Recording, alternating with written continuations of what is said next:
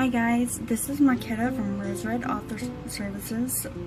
Today we're going to be talking about bullet journaling and some of my favorite supplies while bullet journaling.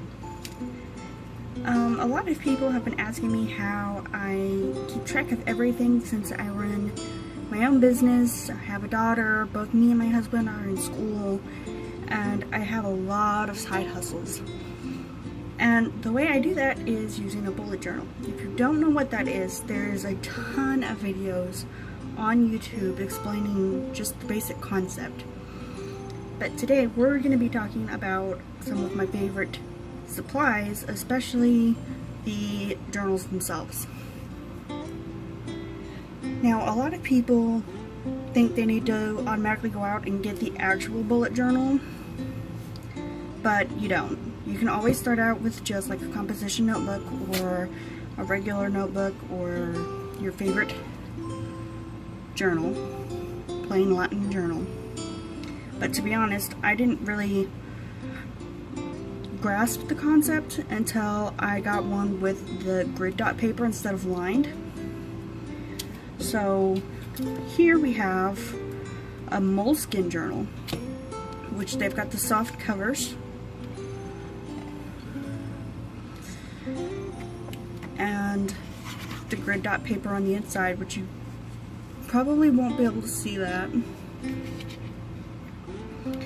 But this is one of my previous journals, and I got this one because at the time it was cheaper than the actual hardcover bullet journals, and it worked great for me. The only drawback is they don't have a key page or an index. You have to go in and put those in.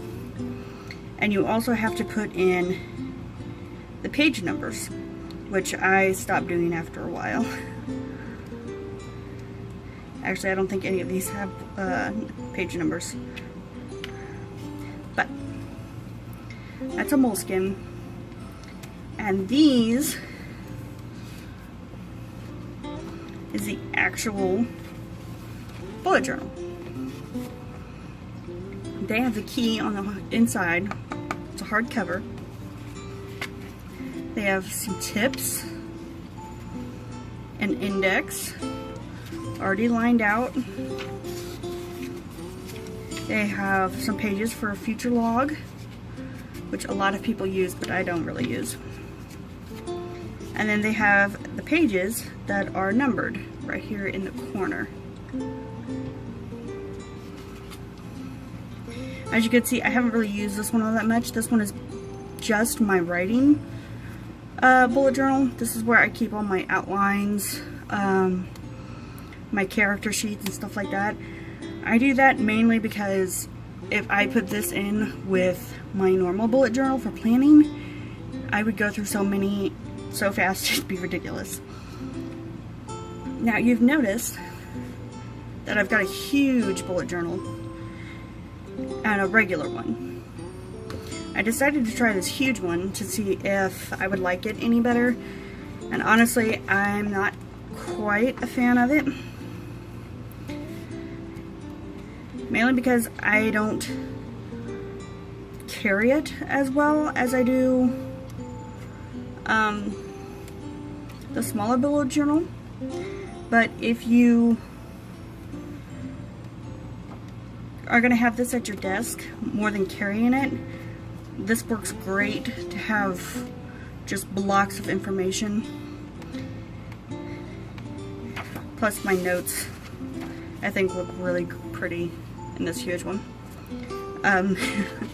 I've been having a week at a time on one page, which is really nice. I can just put it all right here together. But in the smaller journals, I have to do maybe one page at a time, or I won't have a lot of space. There are also these tiny Moleskins that I bought. I bought them on accident off Amazon. I bought the wrong size, but these have been really good for keeping blog ideas and stuff. So if you want to put this in like your purse or your pocket, these are perfect for that too. So those are the journals.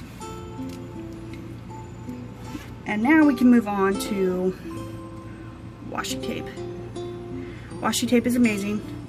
I like to use it to break up my notes or add decoration to your pages. If you're doing a minimalistic bullet journal, I wouldn't really worry about it that much.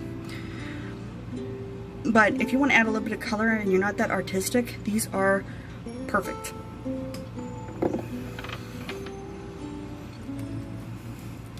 Now let's talk about another important factor. Pins.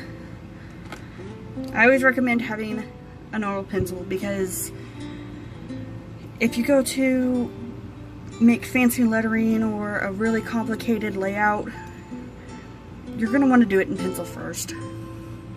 Otherwise you may mess up and have all these pin marks that don't look right. And I like to use these flare tip paper mate pins to do the titles and days of the week and stuff like that because they're a little bit thicker. Pastel highlighters. There's a lot of people who use pastel highlighters to highlight the stuff in their book so they can see it easier without it being that fluorescent color. These are the pins that most people use. They're the fine liner. They have a super fine tip on them, and it makes it really easy to get those really fine lines and small details that everybody really likes. It's also really nice to have regular highlighters, just in case. I like to have the ones with the clear tips so you can see what you're doing. Now, for the most part, that's a rundown on your basic supplies for bullet journaling.